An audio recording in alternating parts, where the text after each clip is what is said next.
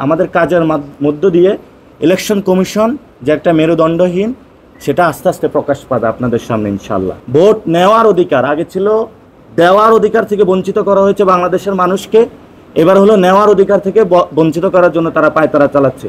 গত 15 বছরে ভোট দিতে পারে নাই, এখনো ভোট নেওয়ার সিস্টেম নাই। যদি আমি ভোট নিতেই না পারি, জনগণ যদি আমাকে ভোট দিতে আসে আর আমাকে যদি বাধাগ্রস্ত করা হয় ভোট নেওয়ার জন্য, তো সেখানে যখন আমি বুঝবো আমাকে ভোট নিতে দিবে না, সেখানে গত 15 বছরে তো অনেকে ভোটে অংশগ্রহণ করে নাই। যদি আমাকে ভোট না দিতে দেয় তারা, তাহলে আমি কেন অংশগ্রহণ করব? কিন্তু এই প্রক্রিয়াটা এখনো এন্ডিং প্রসেসে আসে নাই।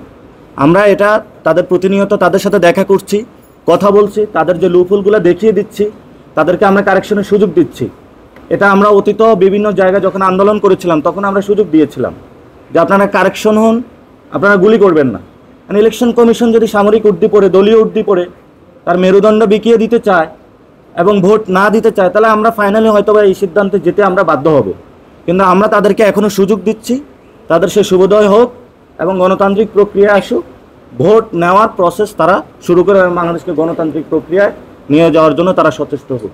ইলেকশন কমিশন যে গঠন প্রক্রিয়া সেটা তো আপনারা জানেন কিভাবে গঠিত হয়েছিল, এবং আপনারা ইতিমধ্যেই ইলেকশন কমিশনের কিছু বক্তব্য আপনারা দেখেছেন এবং শুনেছেন, এবং ওনারা এই জায়গাতে বক্তব্য দিয়েছে যেটা হলো রাষ্ট্রের বিভিন্ন ইনস্টিটিউশন বা যে প্রধান উপদেষ্টা থেকে ওই বক্তব্য আসে নাই। ওনারা এমন কিছু বক্তব্য দিয়েছে, বিতর্কিত বক্তব্য।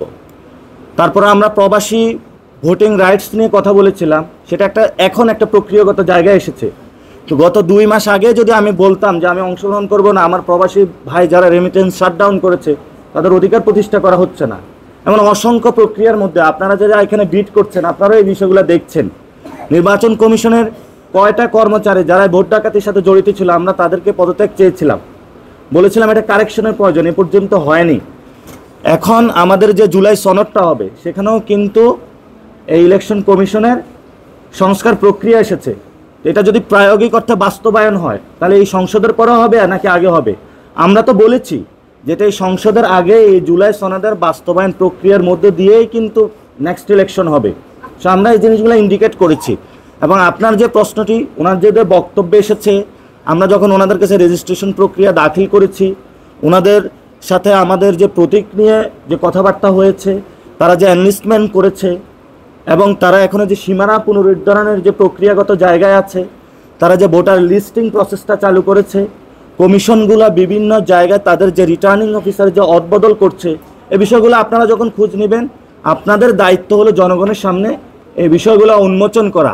আমরা আপনাদের সামনে হিন্টস দিয়ে যাচ্ছি যে এইবার নির্বাচন কমিশনের মাধ্যমে ভোট নেওয়ার অধিকার আগে ছিল দেওয়ার অধিকার থেকে বঞ্চিত করা হয়েছে বাংলাদেশের মানুষকে, এবার হলো নেওয়ার অধিকার থেকে বঞ্চিত করার জন্য তারা পায়তারা চালাচ্ছে। এটাকে যতটুকু এখন পর্যবেক্ষণ করছি আরও ডে বাই ডে, সেটাতে আমরা দেখতে পাচ্ছি এটার অধিকাংশ অঙ্গ জুড়ে হলো সামরিক উর্দি পরা পোশাকে, এবং বাকি যতটুক তারা আছে সেটা আবারই দলীয় পোশাকে আবৃত। এই জন্য আমরা গণতান্ত্রিক যারা আহত হয়েছিল, শহীদ হয়েছিল, ওনাদের একটা এজেন্স ছিল তো যে আমি ভোট দিতে পারি না, এর জন্য মাঠে আমি আন্দোলন করতে এসেছি। সে জায়গা থেকে তাদের দাবির প্রেক্ষিতেই কিন্তু আমরা গণতান্ত্রিক প্রক্রিয়া যাচ্ছি, এবং গণতান্ত্রিক প্রক্রিয়ার জন্য আমরা সাংবিধানিক যে প্রতিষ্ঠান রয়েছে সেখানে ইলেকশন কমিশন একটা গুরুত্বপূর্ণ প্রতিষ্ঠান। এই প্রতিষ্ঠানে আমরা রেজিস্ট্রেশন প্রসেসে গিয়েছি, জমা দিয়েছি, সামনেও যাচ্ছি। তবে এটার কোথায় কোথায় সমস্যা এটা জনগণের সামনে আমরা উদ্ঘাটন করতেছি, এবং জনগণের সামনেই আমাদের কাজের মধ্য দিয়ে ইলেকশন কমিশন যে একটা মেরুদণ্ডহীন সেটা আস্তে আস্তে প্রকাশ পাবে আপনাদের সামনে ইনশাআল্লাহ।